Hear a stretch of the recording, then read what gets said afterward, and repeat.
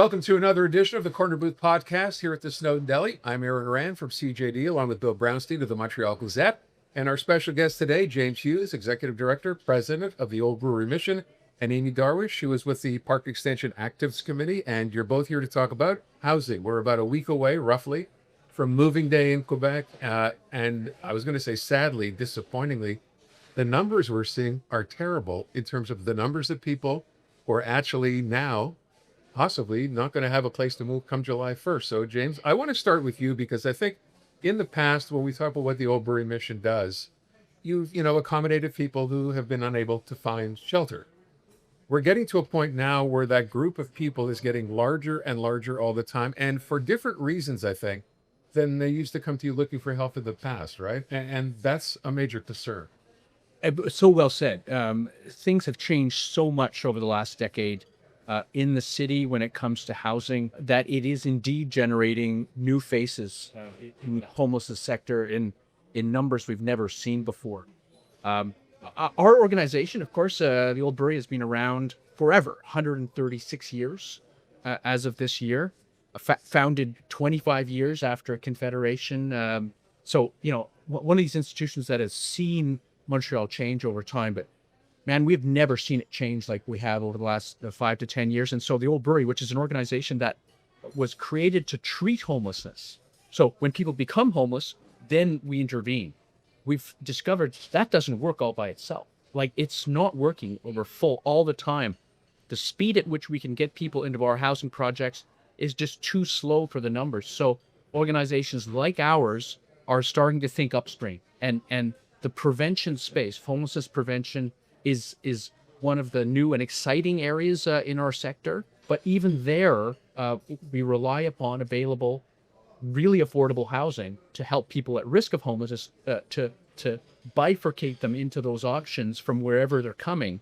And there's just not enough of that either. Therein lies point. Yeah. Exactly. Right. What are we doing wrong, Amy? So I would say, first and foremost, too many people are becoming homeless in the first place. It's great that there are emergency measures that exist ahead of July 1st. It's good that people are not being left behind, that there are services that can help people find housing or can house people temporarily. But the problem is that people are finding themselves with no options in the first place.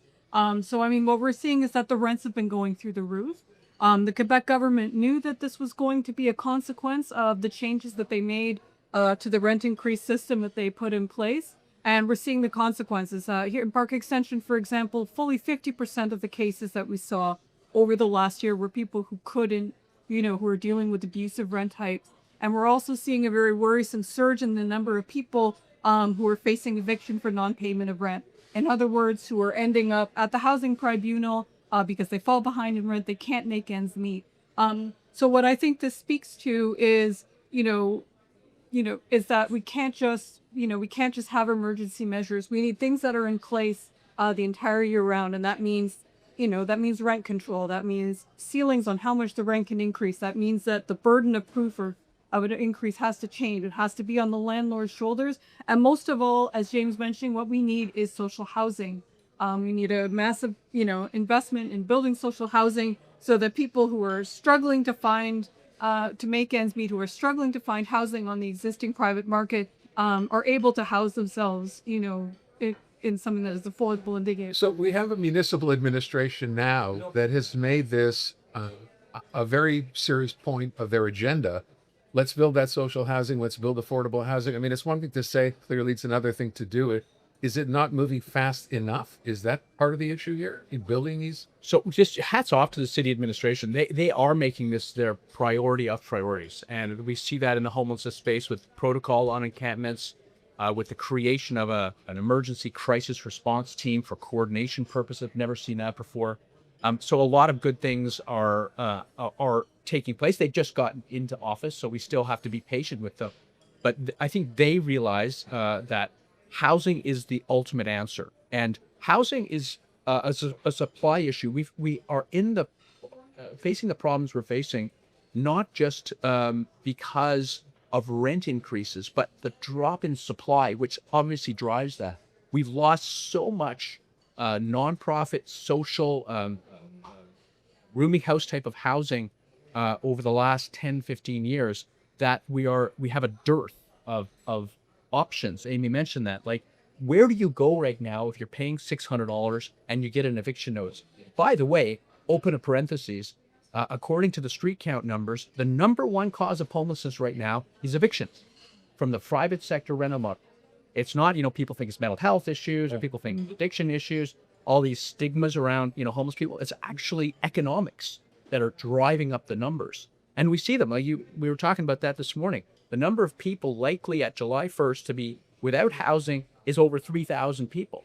And that's just to put that in context, about between 115 and 125,000 Montrealers will move next week or within days. It's a huge number. 7 to 10% of the entire Montreal population moves around this time, which is makes for a very difficult, very expensive time if you are moving. But if you are moving, it means you have that option. So you have the networks to find an option. You have family, you have friends, you have the housing committee to help you look for an option. But what if you don't? What if you're isolated? What if you're a senior with cognitive problems? What if you're someone with other types of maybe medical issues? You're all by yourself, and now you go, okay, now what do I do? And you don't know what to do. So guess what? You bang on the Old Brewery Mission's door. That's what you do. Or you go into an encampment. Is the situation not more... numbers we've never seen before. Is it not more exacerbated by the fact that we have this ridiculous July 1st moving day? I thought years ago we were out trying to kind of shift things around so there wouldn't be one standard moving day. But like everything piles up that one, I can't help but thinking it's not helping the situation. That's absolutely true, but sorry, is that stuff for James? Or Both that's absolutely true, but one of the things we're seeing is that it's no longer just on July 1st that people are becoming homeless. It's actually happening year round. People are getting eviction notices year round. People are struggling to make ends meet year round. You may have heard of the case of Manjit Singh, who was a Parc-Extension resident who ended up becoming homeless after a fight with some roommates and ended up passing away on the streets. Right. I think part of the problem is we're very, very focused on July 1st, on moving day, but we tend to forget that the housing crisis is now a year-round phenomenon, and we need structural measures that that are in place year-round. And we also need to take into account that the face of homelessness is changing too. In Parc-Ex, for example, it is overwhelmingly people who are refugee claimants who are waiting to be regularized, who become undocumented, who have no access to any of the longer term measures that would allow them to get off the streets. So what becomes of these people on July the 1st? So we're talking these massive numbers. Where do they go? Like, they don't stay on the street? Well, so some of them will. Unfortunately, some of them will slip in. But there are emergency measures that the city has in place, working with other levels of government. They've set aside hotel rooms for individuals and families for temporary periods of time while they work with professionals. Old Brewery, for instance, works directly with the Office Municipal d'Habitation to work with harder to serve type cases that need additional types of services to try to find the right place and keep the right place. So it's not like nothing is being done. There is a safety net there, but it's pretty thin. And with the numbers that we're seeing, as I say, in the thousands now, it used to be in the hundreds. Now it's in the thousands of people around July 1st that are struggling. We really need to think upstream more than we ever have before. But I'll make sure I want to repeat. I think slowly and surely our levels of government are becoming aware of the ambit of this issue. The number of affordable housing projects that the provincial government has generated over the last year is over double what they did the year before. But it's still not enough. Well, you mentioned, and I pointed out to you, we know that the requests are doubling literally year to year from 2025 to now. There have been more than double the number that were the year before, and that happened the year before that as well. You wanted to make a point here? Yeah, absolutely.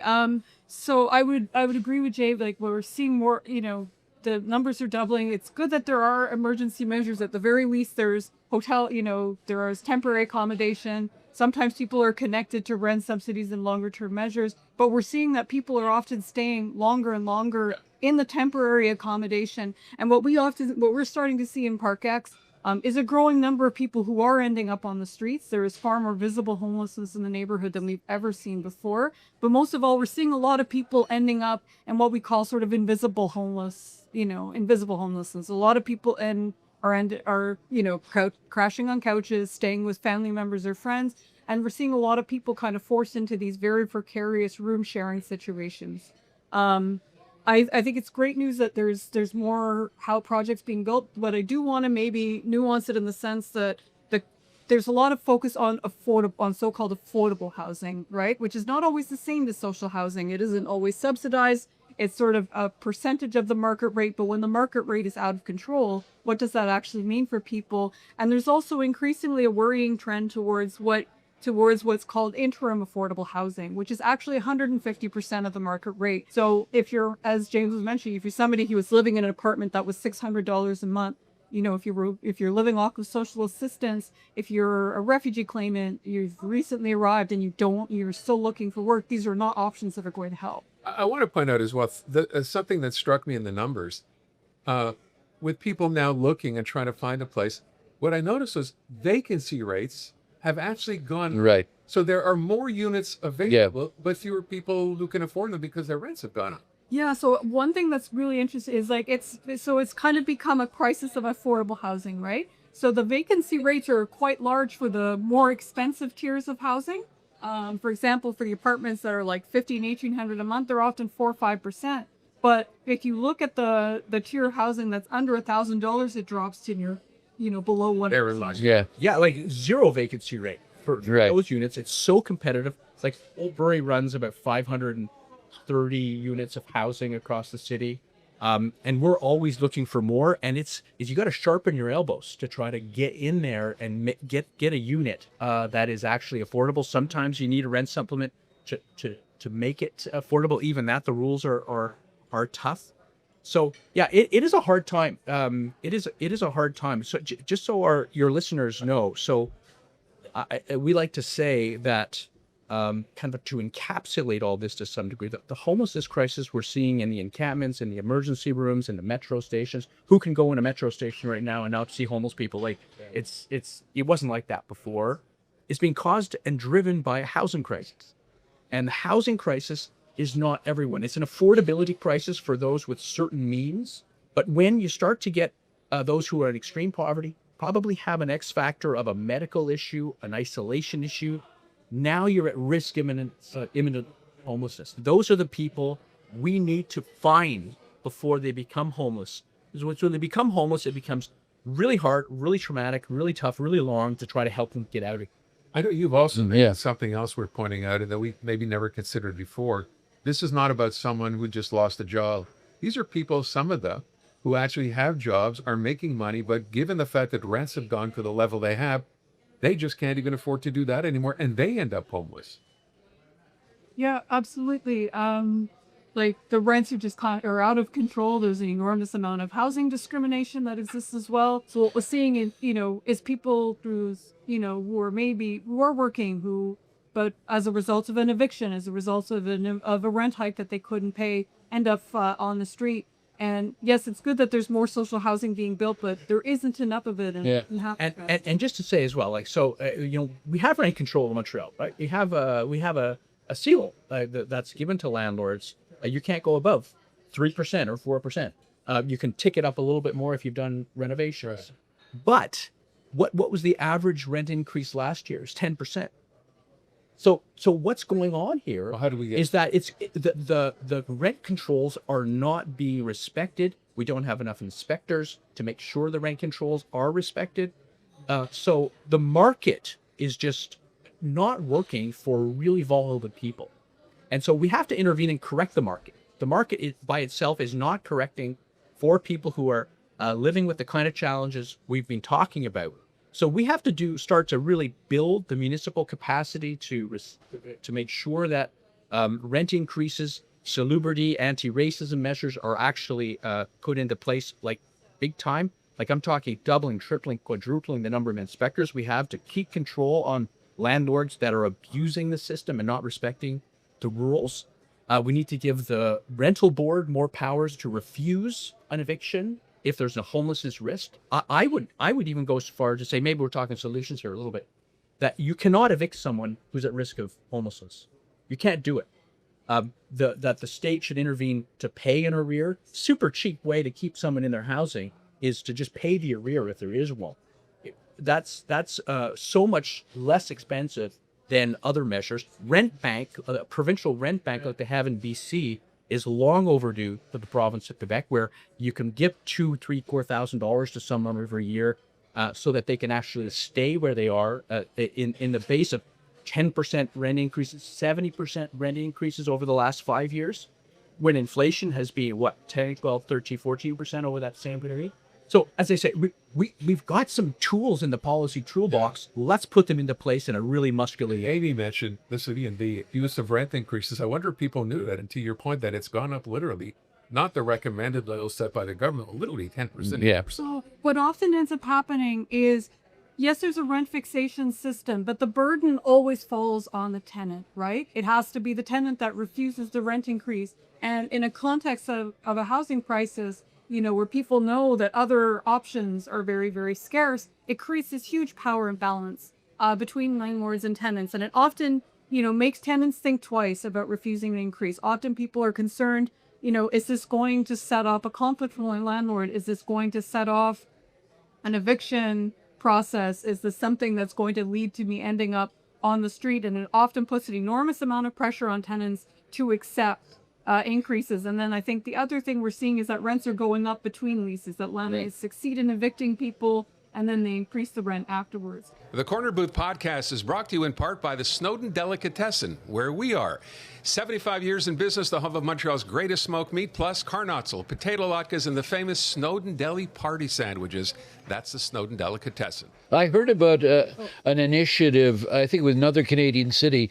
Montreal is a city flooded with condominiums, many of them empty. And I heard about an initiative, I don't know if it was Toronto or somewhere else, where they were actually proposing buying the government, municipal government, buying a lot of these condos and putting, because they're sitting empty as is, because people on the other end were getting caught unable to afford to buy with the mortgage problems that exist. I'm wondering, like this city, like I'm told there's a lot of condos that are unused that people have invested in. Would that not be something to consider?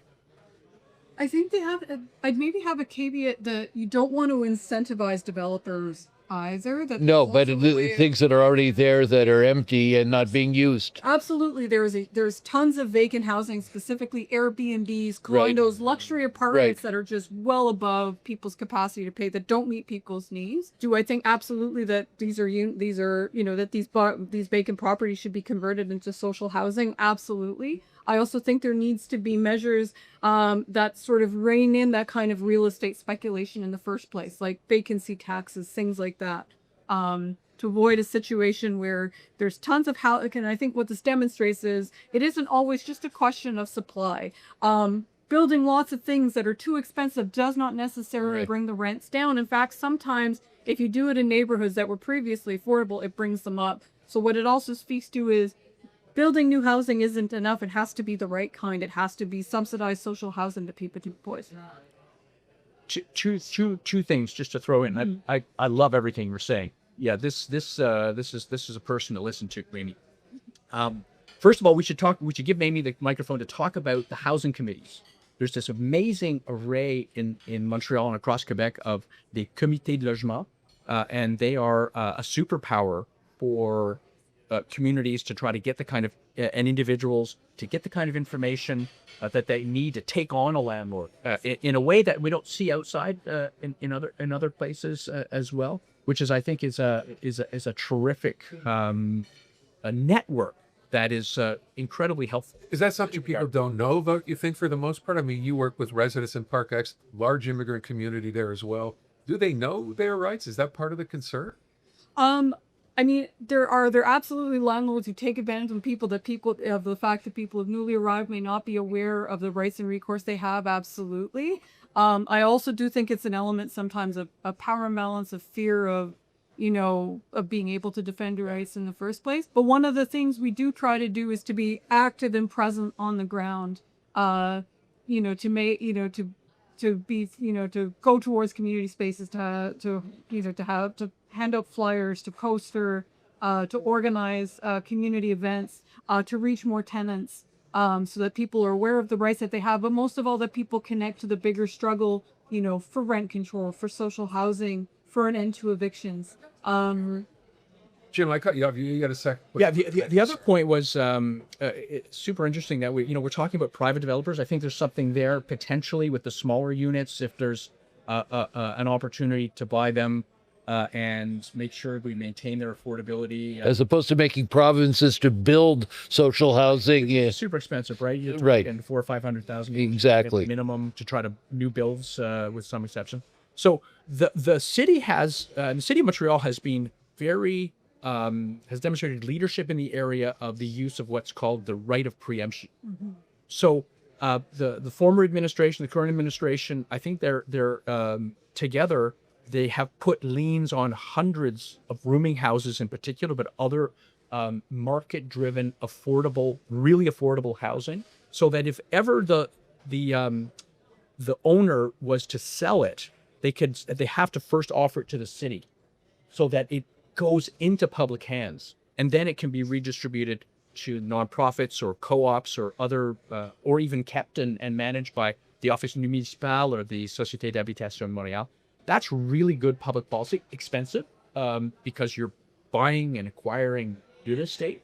But what better way to ensure we don't have renovictions than to put it in the hands of these public interest organizations? So we need to extend that power. We need to see, like, the Société d'Habitation du Québec, the big player in housing at the provincial level, also take on the power of putting liens on very affordable housing, so that we keep this essential infrastructure in the hands of. Do you see this in other jurisdictions? Does this mean other places? Look around the country? No? No way, not even close.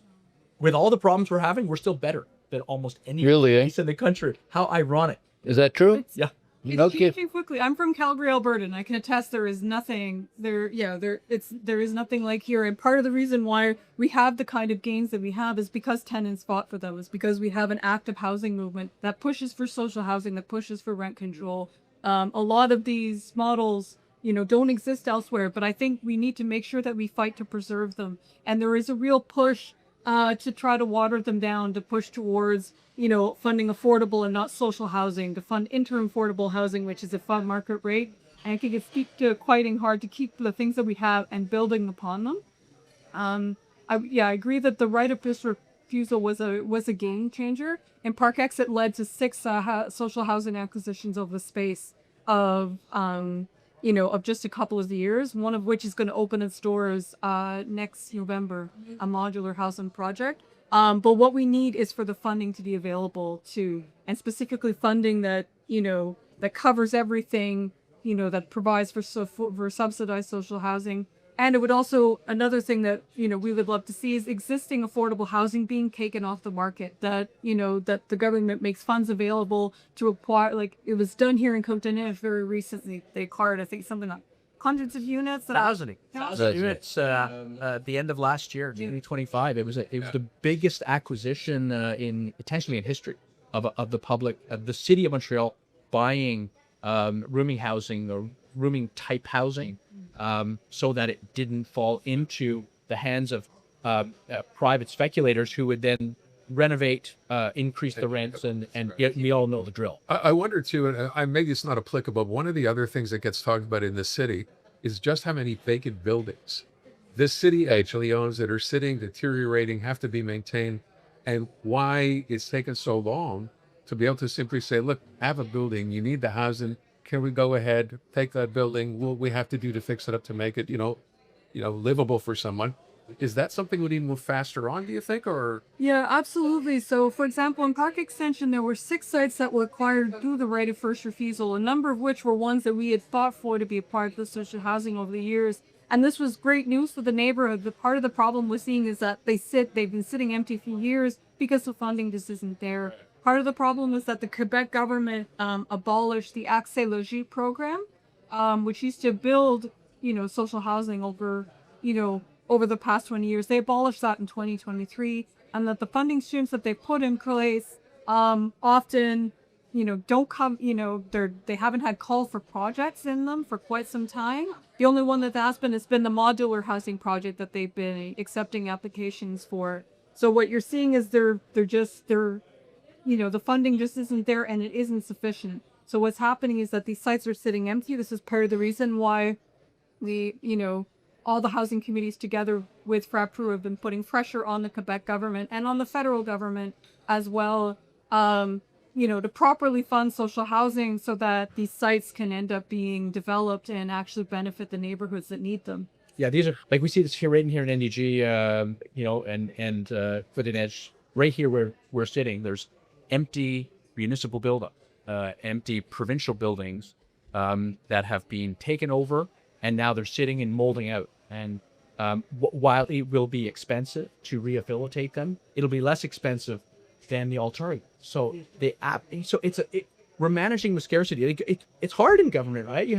You've got so many demands on you for infrastructure, for schools, for hospitals, and then you have housing. And but it's the time is now to make it equivalent to those types of investments, because the alternative is that we see happen to our city. What, for instance, happened in Vancouver? Like they have lost parts of their city to, as probably all your listeners know, and Lower East Hastings Street. It's been lost to homelessness, and those public spaces were not meant for that. No one who's homeless dreamed of being homeless. Like this is my goal, is to live in that park, like what we call now the Friche Notre Dame, so that the Notre Dame Right. park along the Notre Dame streets that are just east of the Molson building. There's 100 tents there, 150 people are there, and because of the changing jurisprudence, have increasing rights to stay there. But they don't want to be there.